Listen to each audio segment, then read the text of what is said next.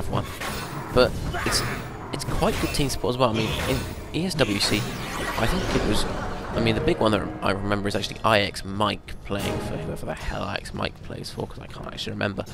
Played Pugna solo mid a couple of times and came out with really early sheep sticks, and there's actually a really good item for boosting an in-hero's auto-attack damage. It's working out that way for Puppet Master, but really, the thing about Pugna is he doesn't primarily rely on his auto-attack, so while it's a good item to boost his auto-attack damage up to a decent level, he can afford to be building team support as well, because he's not required as a dedicated carry. It just strikes a chord a little bit wrong for me with Puppet Master, because actually he is an auto-attack reliant carry, you know. I mean, fair enough, it's 35 intelligence, but that's about it, you know. 35 intelligence is not actually the be-all and end-all, and while it's not a bad item by any means, I would rather he got something like, say, a Geometer's Bane, which is hideously overpowered at the moment, and would add a fat slice of more damage, especially considering the fact that he's the only carry on this Hellborn side, and really, they're very, very dependent on him to try and keep them in the game, because, you know, they need Hanny to carry as hard as he possibly can, and if he's getting items that help the team more than him individually, that's not the way it's going to do it. Since we've got oodles and oodles of time here, in fact, is there any particular reason we can't skip this? Fresh is AF. No, but just let's take this time to go over some items. Madman picked up a Null Stone. Witch Slayer's still sitting on Power Supply and Boot. Glacius Power Supply, Boot, and, you know, Crushing Claws. Just to be really indie. Looking at Trixie, yeah, carry on, sorry. Trixie picked up Trixie with Boots, Power Supply, and the Glowing Stone. Kay with Rundax, Boots, Power Supply, and the Shield. Levent doing the Ward Bitch job, Boots and Power Supply. Pebbles picked up a Bound Eye. World Key Bottle, Steam Boots, Power Supply. Magix finally finished his Frostburn, not something I can actually agree much with, but who am I to question? Puppet Master finished his Cauldra and sitting at about 1k gold. Magmus, Power Supply Bottle, Red Booties, but 500 gold away from his Link Dagger. Let's get it on. Yeah, I mean, Sorry. certainly this has been a bit of an action-packed game, and I think it's really showing in the carries farm, because none of them is truly exceptional. They've all had to really pull their weight. I mean, if you look at them, Fresh Pro 6-5 and 4, K 6-6 and 2, you know, they've both had to get involved, help their team out, and die quite a lot for the privilege, to be perfectly honest with you. In fact, they're kind of leading the team in terms of deaths, really. And if you look at Hanny, similar story, 4-4 and 3, so it's definitely the case that all these carries have really been forced into the game by this ganking strategy. And really, I think it's quite characteristic of the game as a whole, really. I mean, in the turtling times of the 0.1, no, oh god, 1.6, whatever, 1.6x patches, it was the case that your carries could afford to be useless for the first half an hour, because it was just, you know, the pushing wasn't really there, so you couldn't punish someone for it, and ganking was a little bit harder because we didn't have the same gankers that we do now.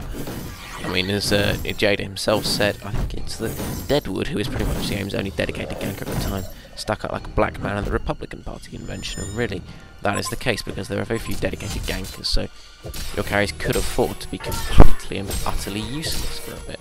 But as it is now, it's the case that a carry pretty much has to pull their weight right from the off, because if they don't, the enemy team will brutally 4v5 their team, so I think that's definitely why we see mainly semi-carries, or carries like Chronos, Madman, and Puppet Master, who can actually be useful without any items.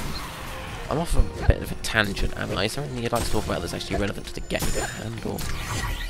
No, the game's pretty stale at the moment. I mean, there's definitely been a lot of action, but it has been rather concentrated into huge bursts and cluster F team fights that I can't talk about explicitly. Not quite sure why. I mean, neither team is particularly inclined towards team fights. They don't have great amounts of team fight synergy. I mean, fair enough, they've got a few ultimates you can throw around. They've got the Glacius ultimate, the Chronos ultimate. On the Legion side, they've got Magnus and nobody else on the Hellborn side. But really, I mean, both these teams are much better adapted to free-form gameplay. You know, Madman is a very mobile character who can, you know, try to catch people out of position and really brutalise them. Witch Slayer, Glacius both really favour a roaming style. Thunderbringer not so much, but again Chronos has that blink he can really play in a very mobile manner. And similarly, Andromeda likes to move around a lot using that stun. Pebbles has a portal key, Valkyrie has a blink, Puppet Master not so much, and Magnus would have, or in fact does have that blink. So really, all these heroes favour a very mobile game, you know, with a lot of those breaky CPK, say passive 2x4s, though I'm not quite sure why, rather than massive team fights. So it's a little bit odd to me that actually both sides would choose to engage in big team fights when really it's just not their forte. However, each their own, I guess. So still nothing going on. Seems like Elborn is going for a Condor kill here. Yeah, I mean, it's kind of dubious. Not that I can expect them to know this, but the Legion side have got a fairly significant force in their jungle. I think the Elborn side have kind of realised this is going very wrong, because they've got Magnus just AFK on the hill above them, ready to intercede with a particularly brutal ultimate should anyone believe the question. It looks like they're going to get away with it though. The Legion side obviously kind of missing the trip here. They don't even look suspicious, obviously I can't tell. And oh dear, that's going to be a token of life for Hani. No, it's going on Valkyrie magics. Well, as they wish, but I mean, it's really kind of delaying the inevitable for me, because as I've said numerous times, I just don't see that they're going to be able to really do very much about the whole, or to put it simply, about the whole crap we're outcarried thing, you know. I mean, Hani's still farming his little heart out and all that, but really, he's not going to get much above the government he's at now, which is near enough 400 as Megster was.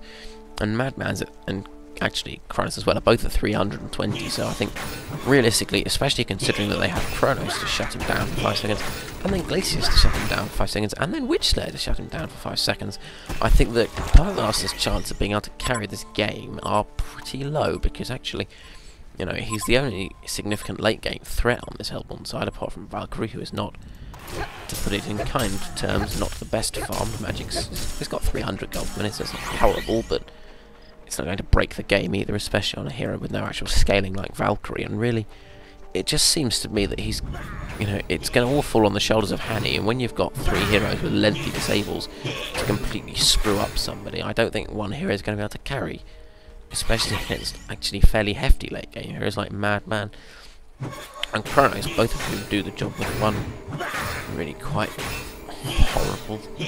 I've lost my thread again. Let's do one big fight, loser concedes from Ducky. Well, why not? I mean, it would save us all the trouble, I think, wouldn't it? Yeah, true enough. I think now, oh dear, there's an explosion on Thunderbringer's head there. Pebbles catch him out with the ball key. Finally, something happens for once, though. And double damage. Against it. Oh, and there's a vote to kick Trixie, which I fully support because he's a noob. This is completely and utterly pure out and pointless, I know, but I'm mad about things that anything's happening.